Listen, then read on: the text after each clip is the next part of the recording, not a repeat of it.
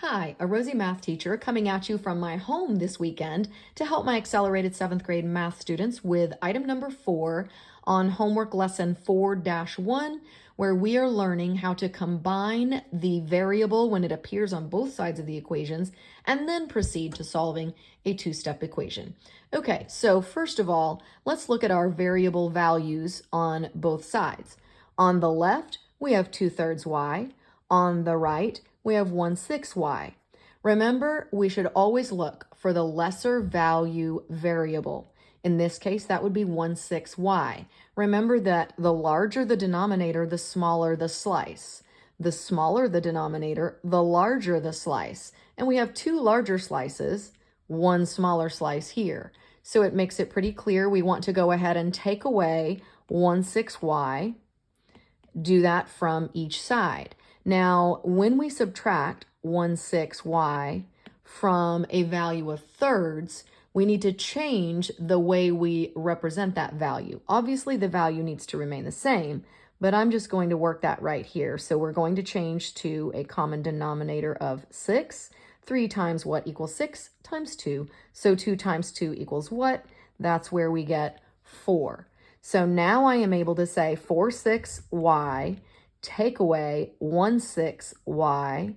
Remember, when subtracting fractions, subtract the numerator and keep the denominator. So we will now continue with 4 take away 1 equaling 3. Keep the denominator of 6. Keep your y beside your new coefficient. Obviously, I need to erase so I can see what I need to copy after that. That would be my +1. So hopefully you're understanding what I've done over here on the left. Now I'm ready to work on the right-hand side. Remember that when we have 1/6 y, take away 1/6 y, that would basically equal 0.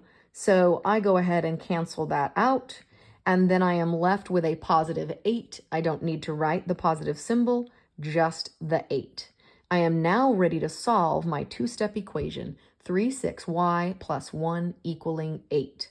So remember, this is where we go to the variable side and find the constant there. And the constant in this case is +1.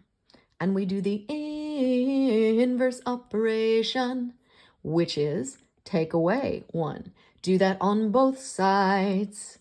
So on the left, remember, my +1 minus 1 would equal 0. Therefore, it cancels out.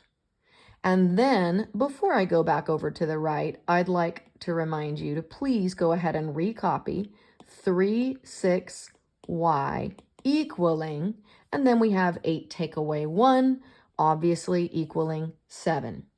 Now I have one last step. And a lot of times, for some reason, my students are a little frightened of fractions. I mean, really, there aren't that many people who love fractions, but they don't bother me too much, and I'll show you why. In this case, 3/6 y is equaling 7. And remember, the second step of a two-step equation solution is to go to the variable side and find the variable. That variable is y. That variable is being what? You ask yourself. Multiplied by 3/6. We must do the inverse operation, so we must divide by 3/6. Do that on both sides. Divide by 3/6. Now over on the left, remember that when you have a same numerator and matching denominator, that is worth a giant 1. And in the world of algebra, we don't ever write a 1 in front of our y. We just write y equaling, and now here's where it might get a little scary. Don't worry, I've got you. 7 divided by 3/6.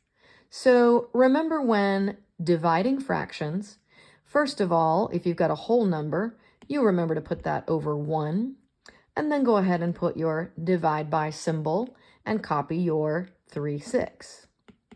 Now, before I can solve this, remember I need to keep, change, and flip. So KCF. Keep your first fraction. Make yourself keep it. And guys, it's very important to keep these in the order they appear.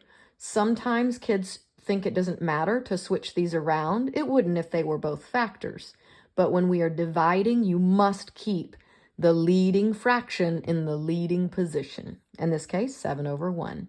So keep, then change your division to multiply, and then flip. 3/6 now becomes 6/3. Then, when I look to see if I can cross simplify, there's nothing that 7 and 3 are both divisible by, and of course, nothing that 6 and 1 are divisible by. So I'm going to have to go ahead and just multiply numerator 7 times numerator 6, giving me a new numerator, 42. Then my denominator 1 times denominator 3, obviously 3. Now, sometimes, even when you cannot cross-cancel, you might be surprised to find that you could still simplify. Since we have a 3 here, let's go ahead and ask ourselves, is 42 divisible by 3? A quick way to know if a number is going to be divisible by 3 is to add all of its digits together, and if that sum is divisible by 3, then that number is divisible by 3. In this case, 4 plus 2 equaling 6. Yes, 6 is divisible by 3. Therefore, I know that 42 is divisible by 3. 3 goes into 4 one time, 1 left over. 3 goes into 12 4 times. 3 goes into itself 1 time. Therefore, you see we end up with y equaling 14/1, which would therefore be 14.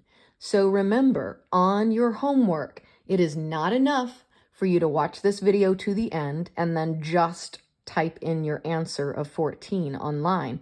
You need to show your written evidence of how you got the final answer. So I encourage you, if you're going to copy, at least copy what I just showed you in this video. All right, guys, I hope this really helps.